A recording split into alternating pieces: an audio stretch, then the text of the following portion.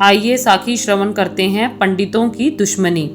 नगर जना मेरी जात विख्यात चमारम, हृदय राम गोविंद गुण सारम रहाव। सुरसरी सलल कृत बारूनी, रे संत जन करत नहीं पानम। सुरा अपवित्र नत अवर जल रे, सुरसरी मिलत नह होई आनम। तर तार अपवित्र कर मानिए रे, जैसे कागरा करत विचारम। भगत भागवत लिखिए तह ऊपरे पूजिए कर नमस्कारम। भक्त रविदास जी ने कहा है, हे नगरवासियों, कोई भर्म मत खाओ, मेरी जाति चमार है। राम नाम जपने की महिमा है कि लोग अच्छा समझने लग पड़े हैं। राम नाम ने उत्तम बनाया है। गंगा का जल पवित्र है, पर मूर्ख लोग गंगा के जल से श्राप निकालते हैं, जिसे केवल राक्षस पीते हैं। आगे आपने उदाहरण दिया है कि जैसे गंगा के पवित्र जल से मिलकर दूसरा जल भी पवित्र हो जाता है। ताड़ के पत्ते बुरे हैं, पर उसके ऊपर राम नाम लिखा जाए तो पूज्य हो जाते हैं, उनको नमस्कार भी करते हैं। इसी तरह जन्म के कारण यदि कोई नीच घर में पैदा हुआ है तो भक्ति करके ऊंचा हो जाता है, तथा उच्च कुल वाला बुरे कर्म करके बुरा हो जाता है, जैसे इंद्र को श्राप मिल गया था। भगवान ने स्वयं कृपा की। भक्त रविदास जी से मंदिर धर्मशालाएं तैयार करवा ली, पूजा होने लगी तथा भक्त जी सभी जातियों को उपदेश करने लगे तो काशी के पंडित बहुत परेशान हुए। वह ईर्ष्या करने लगे।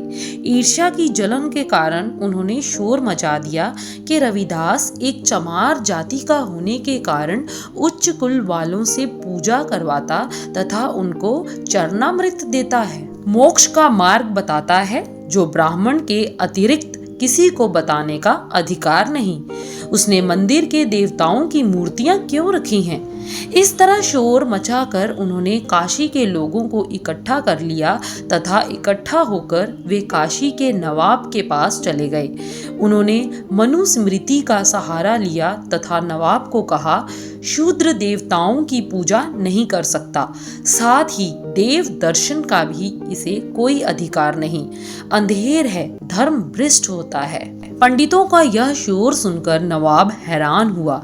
वह नेक पुरुष था, किसी भक्त को कुछ नहीं कहना चाहता था।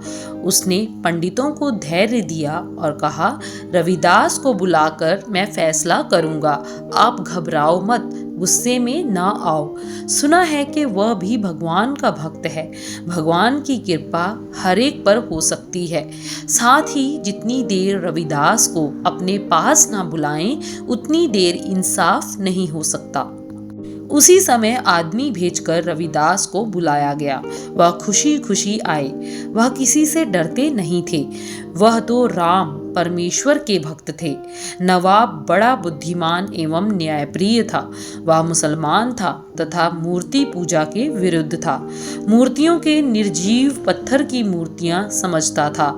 उसने एक अद्भुत प्रश्न दोनों के आगे रखा तथा रविदास जी को संबोधन करके कहा, भक्त जी, ये पंडित मेरे पास आए हैं। इनका यह दावा है कि आप शूद्र हो तथा आपको देव मूर्ति की पूजा करने का कोई अधिकार नहीं।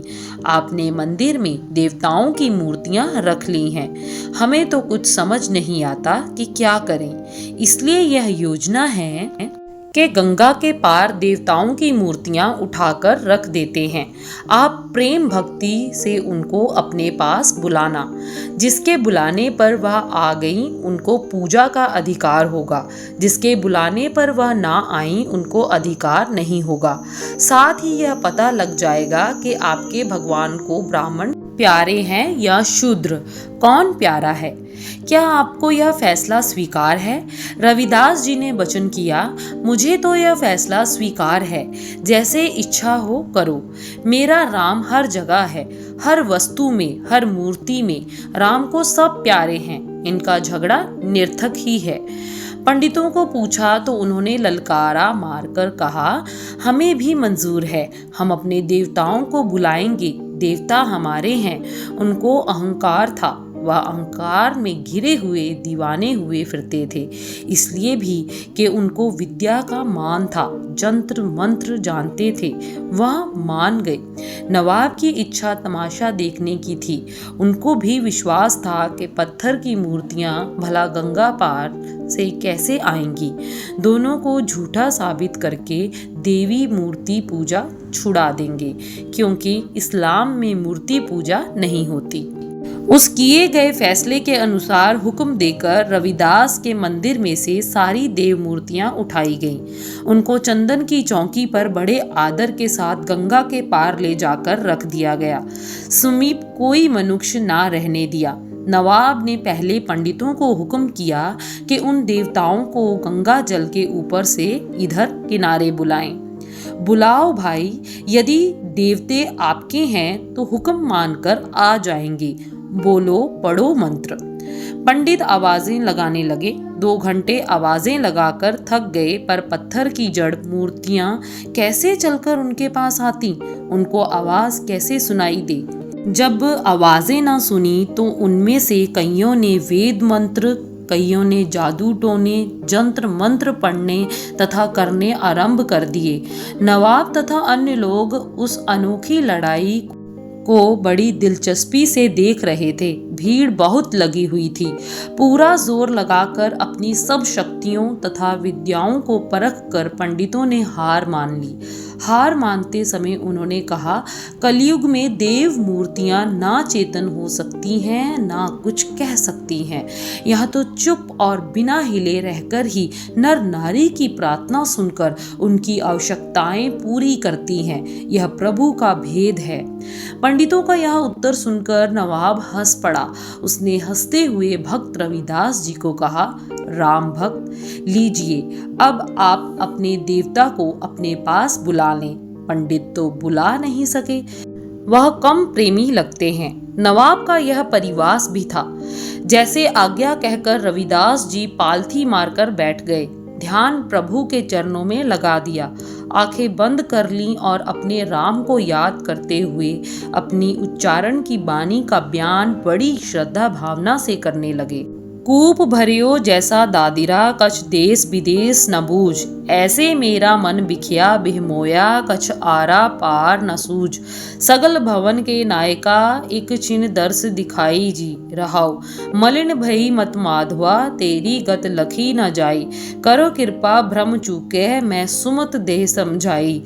जोगीसर पावै नह तह गुण कथन अपार, प्रेम भगत के करनै कह रविदास चमार। हे प्रभु, मैं उसी तरह अनजान हूँ जिस तरह कुएं में बहुत सारे मेंढक होते हैं, पर कुएं की सीमा से दूर का उनको कोई ज्ञान नहीं होता। इस तरह मेरा मन विषय विकारों के जाल में फंसा हुआ है। इनमें से आजादी प्राप्त करने के लिए कोई निकट का किनारा नहीं दिखता।